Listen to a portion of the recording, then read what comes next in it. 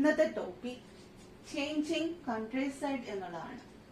ഇന്നത്തെ first popular perceptions of kings. What did subject think about their rulers?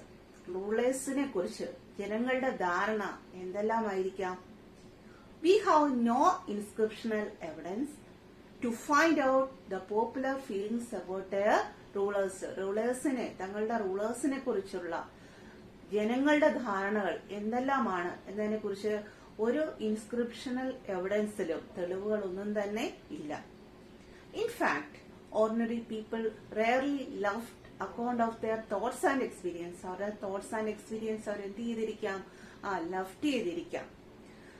Hence, the historians have tried to solve this problem by examining stories contained in anthology, such as Jatakas and Panchadantras. Historians ഈ problem എങ്ങനെയാണ് solve ചെയ്യുന്നതെന്ന് ചോദിച്ചാൽ ആന്തോളജികളായിട്ടുള്ള ജാതകാസും പഞ്ചതന്ത്രങ്ങളും ഈ കഥകളിലൂടെ എന്ത് ചെയ്യാൻ സാധിക്കും? ജനങ്ങൾക്ക് രാജാവിനെ കുറിച്ചുള്ള കാഴ്ചപ്പാട് എന്താണെന്ന് മനസ്സിലാക്കാൻ സാധിക്കുന്നതാണ്. These stories were originated as popular oral tales. ഈ കഥകളിൽ അധികവും വാമൊഴിയായി പ്രചരിച്ചവയാണ്. They were later committed to writing. പിന്നീടാണ് ഈ കഥകള്, ഈ ഓറൽ ടെയിൽസ് എന്ത് ചെയ്തത്? എഴുതപ്പെട്ടത്. The Jatakas were written in Pali around the middle of the first millennium century. ഒന്നാം സഹസ്രാബ്ദത്തിന്റെ മധ്യത്തോടെ പാലി ഭാഷയിലാണ് എഴുതപ്പെട്ടത്? ജാതകാസ് എഴുതപ്പെട്ടത്. One story known as the ഗണ്ഡദണ്ഡു ജാതക. ജാതകഥകളിൽ ഒന്നാണ് ഗണ്ഡദണ്ഡു ജാതക. ഈ ഗണ്ഡദണ്ഡു ജാതകയ്ക്കകത്ത് രാജാവിനെ കുറിച്ചുള്ള ജനങ്ങളുടെ സങ്കല്പങ്ങൾ അല്ലെങ്കിൽ അവരുടെ ഫീലിംഗ്സ്, അവരുടെ തോട്ട്സ് എന്താണെന്ന് നോക്കാം. Gandatindu Jataka describes the deplorable conditions of the subject of a wicked king. ദുരാത്മാവായ ഒരു രാജാവിന്റെ കീഴിൽ കഴിയേണ്ടി വന്ന ജനങ്ങളുടെ ഡിപ്ലോറബിൾ ആയിട്ടുള്ള കണ്ടീഷൻ, വളരെ പരിതാപകരമായ ഒരു അവസ്ഥയാണ് ഈ കഥയിൽ വിശദീകരിക്കുന്നത്. ഇനി അതിന് ക്യാരക്ടേഴ്സ് ആരൊക്കെയാണെന്ന് നോക്കാം. Elderly men and women, herders, cultivators, village boys and even animals. മുതിർന്ന സ്ത്രീ പുരുഷന്മാർ വരുന്നുണ്ട്, ഇടയന്മാർ വരുന്നുണ്ട്, കർഷകർ വരുന്നുണ്ട്. എന്തിനധികം പറയണം, മൃഗങ്ങൾ പോലും ഇതിനകത്തെ കഥാപാത്രങ്ങളായിട്ട് വരുന്നുണ്ട്. When the king went into disguise to find out what his subjects thought about him. എന്താണോ, ഒരു ദിവസം രാജാവ് ജനങ്ങൾക്ക് രാജാവിനെ കുറിച്ചുള്ള ഒപ്പീനിയൻ എന്താണെന്ന് മനസ്സിലാക്കാനായിട്ട് അദ്ദേഹം വേഷപ്രച്ഛന്നായി സഞ്ചരിച്ചു. Each one of them cast him for their miseries. ഓരോരുത്തരും രാജാവിനെ കുറ്റപ്പെടുത്തുന്നത് അദ്ദേഹത്തിന് കേൾക്കാൻ ഇടയാവുന്നു. They complained that they were attacked by robbers at night and by tax collectors during the day. പകൽ സമയത്ത് നികുതി പിരിവുകാരെ കൊണ്ടാണ് തങ്ങൾ ആക്രമിക്കപ്പെടുകയാണ് ആണെങ്കിൽ രാത്രികാലങ്ങളിൽ കൊള്ളക്കാരെ കൊണ്ടും തങ്ങൾ അക്രമത്തിന് ഇരയാകുന്നുവെന്നാണ് ഓരോരുത്തരും കംപ്ലൈന്റ് ചെയ്തത്. Consequently, people abandoned their village and went to live in the forest to escape from this situation. ഈ സിറ്റുവേഷനിൽ നിന്ന് രക്ഷ നേടാൻ വേണ്ടിയിട്ട് അവർ എന്ത് ചെയ്തു? വില്ലേജ് ഉപേക്ഷിച്ചിട്ട് എങ്ങോട്ട് പോയി? ഫോറസ്റ്റിലേക്ക് പോവുകയാണ് ചെയ്തത്. The story indicates that there was no good relationship between the king and his subjects. രാജാവും പ്രജകളും തമ്മിൽ നല്ല ഒരു റിലേഷൻഷിപ്പ്, അല്ലെ, ഗുഡ് റിലേഷൻഷിപ്പ് ഉണ്ടായിരുന്നില്ല എന്ന് ഈ ജാതകത ഗണ്ഡദണ്ഡു ജാതകയിലൂടെ നമുക്ക് മനസ്സിലാക്കാൻ സാധിക്കുന്നതാണ്. Especially the rural population. King often collected heavy taxes from the people to fill their coffers. എന്തിനു വേണ്ടിയിട്ടാ രാജാവ് ഇത്രയും വലിയ ടാക്സ് ജനങ്ങളിൽ നിന്ന് ഈടാക്കുന്ന എന്തിനു വേണ്ടിയിട്ടാ? ടു ഫിൽ ദെയർ കഫേഴ്സ്, അദ്ദേഹത്തിന്റെ ഖജനാവ് നിറയ്ക്കുന്നതിന് വേണ്ടിയിട്ടാണ് ഇത്രയും വലിയ ടാക്സ് ജനങ്ങളിൽ നിന്ന് ഈടാക്കിയത്. These demands were highly oppressive as far as the peasants concerned. ഏറ്റവും കൂടുതൽ ബാധിച്ച ആരെയാണ്? കർഷകരെയാണ്. They found two strategies to scare themselves from this situation. അപ്പൊ അവര് രണ്ട് സ്ട്രാറ്റജി അവരവിടെ അഡോപ്റ്റ് ചെയ്തു, അല്ലെ, അപ്ലൈ ചെയ്തു. ഫസ്റ്റ് ഏതാണ്? Escaping into the forest. First point എന്താണ്? ഫോറസ്റ്റിലേക്ക് എസ്കേപ്പ് ചെയ്യുക. അത് ഓൾറെഡി പറഞ്ഞു കഴിഞ്ഞ കാര്യമാണ്. സെക്കൻഡ് എന്താണ്? Increasing production to meet the growing demands of for taxes, അല്ലെ, അതായത് വർദ്ധിച്ചു വരുന്ന നികുതി, അതിനനുസരിച്ച് എന്ത് ചെയ്യുക? പ്രൊഡക്ഷൻ ഇൻക്രീസ് ചെയ്യുക. അതായിരുന്നു രണ്ടാമത്തെ ഒരു സ്ട്രാറ്റജി എന്ന് പറയുന്നത്. അപ്പൊ എന്താണ്? ഫസ്റ്റ് എന്താണ്? Escaping into the forest. First point ഏതാണ്? എസ്കേപ്പ് ചെയ്യുക, ഫോറസ്റ്റിലേക്ക് എസ്കേപ്പ് ചെയ്യുക. Second, increasing production to meet the growing demands for taxes. Tax വർദ്ധിച്ചു വരുന്ന സാഹചര്യത്തിൽ എന്ത് ചെയ്യുക? പ്രൊഡക്ഷൻ, തങ്ങളുടെ പ്രൊഡക്ഷൻ എന്ത് ചെയ്യുക? വർദ്ധിപ്പിക്കുക എന്നുള്ളതായിരുന്നു രണ്ടാമത്തെ ഒരു സ്ട്രാറ്റജി എന്ന് പറയുന്നത്. ഇനി പ്രൊഡക്ഷൻ ഇൻക്രീസ് ചെയ്യാൻ വേണ്ടിയിട്ട് എന്തെല്ലാം സ്ട്രാറ്റജീസ് ആണ് അവർ ഉപയോഗിച്ചതെന്ന് അടുത്തായിട്ട് പരിശോധിക്കാം. Many strategies were taken for increasing agriculture production. Agricultural production increase ചെയ്യുന്നതിന് വേണ്ടിയിട്ട് ധാരാളം സ്ട്രാറ്റജീസ് കർഷകർ എന്ത് ചെയ്തു? ഉപയോഗിച്ചു. First point, the use of plough. Second, the transplantation. And the third, the use of irrigation. So first point like kadakan, the use of plow. Peasants began to use plow to turn the soil from 6th century BC. 6ാം നൂറ്റാണ്ടായപ്പോഴത്തേക്കാണ് ഏത് ഉപയോഗിക്കാൻ തുടങ്ങിയത്? Plough കർഷകർ ഉപയോഗിച്ചു തുടങ്ങിയത്. എന്തിനു വേണ്ടിയിട്ടാണ് ഉപയോഗിച്ചത്? നില ഉഴുതു മറിക്കുന്നതിന് വേണ്ടിയിട്ടാണ് പ്ലോ യൂസ് ചെയ്തത്. The shift to plow. Agriculture was spreading fertile alluvial river valleys such as those of Ganga and Kaveri. Ganga Kaveri നദീതടങ്ങളിലെ കൃഷികൾ, അല്ലെ, അവിടുത്തെ അതിന്റെ കൃഷിയുടെ പ്രൊഡക്ഷൻ എന്ന് പറയുന്നത് എന്തായി? ഇൻക്രീസ് ചെയ്യുകയും ചെയ്തു. അവിടുത്തെ കൃഷിയുടെ, അല്ലെ, അതായത് ഏത് യൂസ് ചെയ്തുകൊണ്ടാണ്? പ്ലോ യൂസ് ചെയ്തുകൊണ്ടാണ് അവിടുത്തെ കൃഷി രീതി മെച്ചമാവുകയും പ്രൊഡക്ഷൻ ഇൻക്രീസ് ചെയ്യുകയും ചെയ്തു. The iron-tipped plowshare was used to turn the alluvial soil in areas having high rainfall. മഴ നന്നായി ലഭിക്കുന്ന പ്രദേശങ്ങളിലൊക്കെ അവർ ഏതാ യൂസ് ചെയ്തത്? അയൺ ടിപ്ഡ് ആയിട്ടുള്ള പ്ലോഷെയർ യൂസ് ചെയ്ത്. Those living in hilly tracts, മലഞ്ചെരുവുകളിലൊക്കെ എന്താ യൂസ് ചെയ്തത്? അതായത് north eastern and central part of the നമ്മുടെ സബ് കോണ്ടിനെന്റിന്റെ സെൻട്രലും അതുപോലെ നോർത്ത് ഈസ്റ്റേൺ ഭാഗത്തേക്ക് പോവുകയാണെങ്കിൽ അവർ അവിടെ ഉപയോഗിച്ചത് ഹോയാണ്, കൈക്കോട്ട്, കേട്ടോ, ഹോയാണ് അവർ യൂസ് ചെയ്തത്. ഇത്രയുമാണ് ഇതിനകത്ത് വരുന്നത്, യൂസ് ഓഫ് ഫ്ലോയ്ക്കകത്ത് വരുന്നത്. Second point, transplantation. Transplantation was used in some parts of the Ganga Valley for increasing production. Production increase ചെയ്യുന്നതിന് വേണ്ടിയിട്ട് ഗംഗ വാലിയില് അവർ യൂസ് ചെയ്ത കൾട്ടിവേറ്റേഴ്സ് യൂസ് ചെയ്ത ഒരു സ്ട്രാറ്റജിയാണ് ഇത് ട്രാൻസ്പ്ലാന്റേഷൻ എന്ന് പറയുന്നത്. Transplantation is used for paddy cultivation. ഏത് കൃഷിക്ക് വേണ്ടിയിട്ടാണ് ട്രാൻസ്പ്ലാന്റേഷൻ നടത്തിയത്? പാഡി കൾട്ടിവേഷന് വേണ്ടിയിട്ടാണ്. Where water is plentiful. അവിടെ എന്ന് വെച്ചാൽ എന്താണ്? നല്ല രീതിയിൽ ജലം ലഭ്യമാകുന്ന പ്രദേശം കൂടി ആയിരിക്കണം.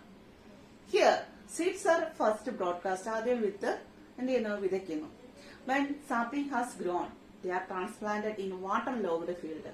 ആദ്യം എന്ത് ചെയ്യുന്നു? വിത്ത് വിതയ്ക്കുന്നു, വിത്ത് കിളിർത്ത് വരുന്നു, അത് പറിച്ച് എന്ത് ചെയ്യുന്നു? വെള്ളം കെട്ടി നിർത്തിയ പ്രദേശത്ത് കൊണ്ടുപോയി പറിച്ച് നടുന്നു. This ensures a high ratio of survival of sapling and higher yield. ഇങ്ങനെ പറിച്ച് നടുന്നതിലൂടെ, ഈ ട്രാൻസ്പ്ലാന്റേഷനിലൂടെ സാപ്ലിങ്ങിന് എന്താണ്? നല്ല ഒരു കരുത്തോടുകൂടി വളരാനും നല്ലൊരു പ്രൊഡക്ടിവിറ്റി അതിലൂടെ ഉണ്ടാക്കിയെടുക്കാനും സാധിക്കുന്നതാണ്. ഇത്രയുമാണ് ഇതിനകത്ത് വരുന്നത് ട്രാൻസ്പ്ലാന്റേഷൻ. അത് തന്നെ ട്രാൻസ്പ്ലാന്റേഷൻ അത് യൂസ് ചെയ്യുന്ന പ്രോഡക്റ്റ് ഏതാണ്? പാഡിയാണ്, കേട്ടോ, നെല്ലാണ് ഉപയോഗിക്കുന്നത്. Another strategy to increase agriculture production was the use of irrigation through wells, tanks and canals. ജലസേചന മാർഗങ്ങളുടെ ഉപയോഗത്തെ കുറിച്ചാണ് മൂന്നാമതായിട്ട് പ്രതിപാദിക്കുന്നത്. അപ്പൊ അതിനകത്ത് ഏതെല്ലാമാണോ യൂസ് ചെയ്തിട്ടുള്ളത്? കിണറുകളും ടാങ്കുകളും കനാലുകളും ഒക്കെ അവർ യൂസ് ചെയ്തിട്ടുണ്ട്. The construction of irrigation works were organized by both the communities and the individuals. Communities അല്ലെ, ഒരു സമൂഹവും വ്യക്തികളും എല്ലാം കൂടെ ഒത്തുചേർന്നാണ് ഇറിഗേഷൻ വർക്ക്സിൽ പങ്കാളികളായിട്ടുള്ളത്. The latter often recorded in such activities in inscriptions. ഇൻസ്ക്രിപ്ഷനകത്ത് പിന്നീട് ഇതെന്ത് ചെയ്തിട്ടുണ്ട്? റെക്കോർഡ് ചെയ്യുകയും ചെയ്തിട്ടുണ്ട്. അപ്പൊ ഇത്രയും കാര്യങ്ങളാണ് ഏതിനകത്ത് വരുന്നത്? പ്രൊഡക്ഷൻ ഇൻക്രീസ് ചെയ്യുന്നതിന് വേണ്ടിയിട്ട് കൾട്ടിവേറ്റേഴ്സ് യൂസ് ചെയ്തിട്ടുള്ളത്. അപ്പൊ ഫസ്റ്റ് പോയിന്റ് എന്താണ്? യൂസ് ഓഫ് പ്ലോ അല്ലെ, പ്ലോയുടെ ഉപയോഗമാണ്. അതിനകത്ത് അയൺ ടിപ്ഡ് ആയിട്ടുള്ള പ്ലോ യൂസ് ചെയ്തിട്ടുണ്ട്, ഓയിൽ ഉപയോഗിച്ചിട്ടുണ്ട്. ദെൻ ട്രാൻസ്പ്ലാന്റേഷൻ എന്തിനു വേണ്ടിയിട്ടാ?